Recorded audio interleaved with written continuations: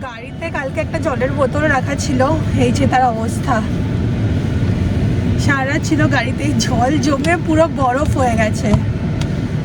এই যে ছোটবেলা থেকে কালবৈশাখী বহু দেখেছি, তবে আজকের গল্পটা হোক একটু অন্যরকম। এক তুষার ঝড় দিনের গল্প। কলকাতা থেকে আমেরিকায় এসেছি আমরা জাস্ট কয়েক মাস হলো, আপনারা যেটা সবাই জানেন।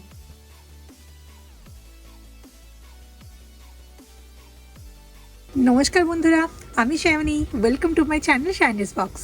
আজকে চলে এসেছি নতুন আবার একটা ভিডিও নিয়ে। নতুন দেশ, নতুন লোকজন, নতুন পরিবেশ পরিস্থিতি, সবকিছুই যেন অন্যরকম। আসার প্রায় কয়েক মাস বাদেই আমরা এখানে তুষারঝড়ের মুখে পড়লাম। সকালে ঘুম থেকে উঠে যখন জানলার পর্দা সরালাম, দেখি চারিদিক সাদা চাদরে ঢেকে গেছে। চলুন একটু ব্যালকনি থেকে ঘুরে আসি, দেখাই আপনাদের। ব্যালকনির দরজাটা প্রথমে খোলাই যাচ্ছিল না, বেশ অসুবিধা হচ্ছে। দেখুন কতটা বরফ জমে গেছে, দরজা পুরো আটকে গেছে বরফে। কোনো মতে ঠেলে ঠেলে দরজাটা একটু খোলার চেষ্টা করলাম।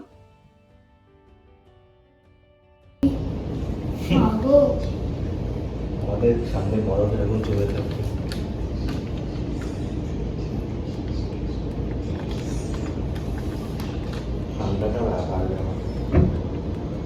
পুরো আমাদের ব্যালকনির সামনে সব বরফগুলো এনে জড়ো হচ্ছে।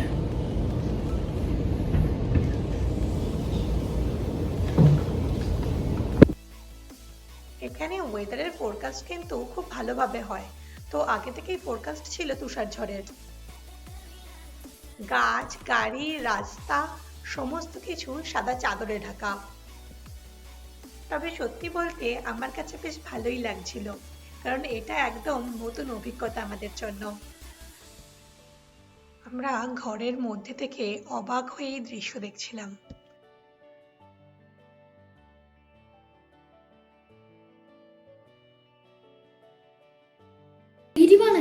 স্প্যাগেটিগুলো ভাঙা যাবে না, একটু এরকম লম্বা টাইপের ইয়ে করা উচিত ছিল। এইটাই আসলে স্প্যাগেটি বানানো যায় না, স্প্যাগেটির জন্য একটু এরকম টাইপের। এইসব বললে তো হবে না। এই স্নোই ডেতে আজকে ব্রেকফাস্ট বানাবে রুদ্র আর লাঞ্চ বানাবো আমি, এটা ঠিক হলো। ব্যাস, কিচেন মোটামুটি নোংরা করা শুরু হয়ে গেছে।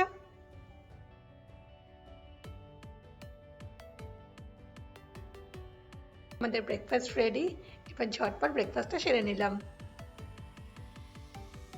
জানলার অবস্থা দেখুন, এখানে একটু জল জমেছিল, সেটাও বরফ হয়ে গেছে। প্রচন্ড ঠান্ডার জন্য আর যেহেতু স্নোফলসের ফোরকাস্ট আগে থেকেই ছিল, আমরা বেডরুমের জানলাতে এরকম প্লাস্টিক দিয়ে রেখেছিলাম।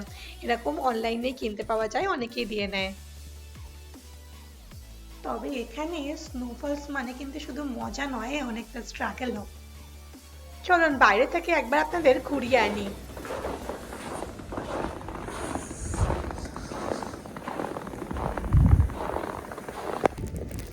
যত সময় যাচ্ছে বরফ কিন্তু আরো বেশি করে পড়ছে।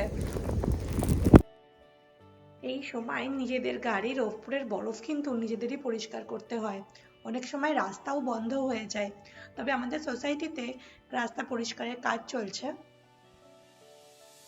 চলুন ওই দিকটা থেকে আপনাদের একবার ঘুরিয়ে আনি। গাড়িগুলোর অবস্থা দেখুন, পুরো বরফে ঢেকে গেছে। ইন্ডিয়াতে যখন ছিলাম অনেকবারই স্নো দেখেছিলাম।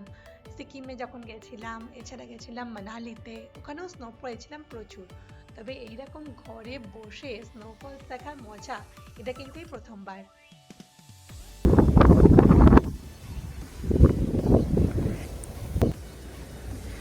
রাস্তাটাকে বরফ কেটে কেটে পরিষ্কার করা হয়েছে। তবে সবচেয়ে কঠিন ব্যাপার হলো যেটা, এখন মারাত্মক ঠান্ডা, -20 ডিগ্রি টেম্পারেচার। এই ঠান্ডা কিন্তু আরো বাড়বে। চলুন, অনেকক্ষণ ঘোরাঘুরি হয়েছে, এবার ঘরে যাই, গিয়ে দুপুরে রান্নাটা সারি। জানেন তো এখানে না ম্যাক্সিমাম জায়গায় মাছের আঁশ বাড়িতে এনে ছাড়াতে হয়। আমি না আগে থেকেই ধনেপাতা একসাথে এনে অনেকটা পেস্ট করে রেখে দিই। তো আদা রসুন ধনেপাতা পেস্ট দিয়ে মাছটা কিছুক্ষণ মাখিয়ে রেখে তারপরে ভেজে নেবো।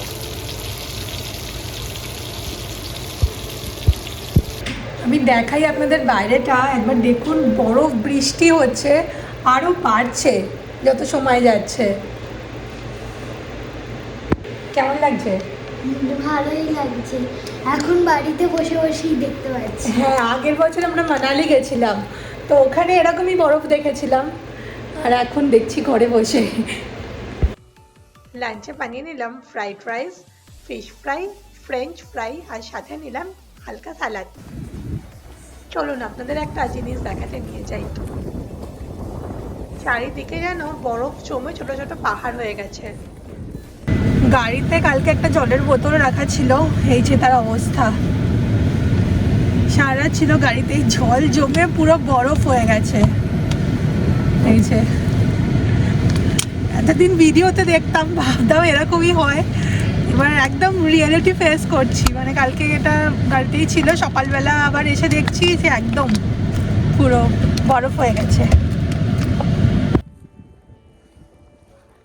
আকাশ আর রাস্তা যেন পুরো সমান হয়ে গেছে, সাদা চাদরে কেউ যেন ঢেকে দিয়েছে একসাথে। জানেন তো, এখানে যখন বরফ পড়ে তার আগে অনেক সময় নুন ছড়িয়ে রাখে, কিংবা বরফ জমে গেলেও নুন ছড়িয়ে রাখে। আমরা সবাই জানি নুনে বরফ গলে যায়। আমার ভিডিওগুলো কেমন লাগছে কমেন্ট বক্সে কিন্তু আমাকে অবশ্যই জানাবেন। আমার ভিডিওগুলো যদি ভালো লেগে থাকে please like, comment and subscribe করতে ভুলবেন না। আর সাবস্ক্রাইব করে নোটিফিকেশান বেল আইকনটা প্রেস করে দেবেন, যাতে আমি নতুন নতুন ভিডিও আপলোড করলে আপনাদের কাছে সেটা পৌঁছে যায়। খুব তাড়াতাড়ি দেখা হবে নতুন একটা ভিডিও নিয়ে। ভালো থাকবেন, সুস্থ থাকবেন।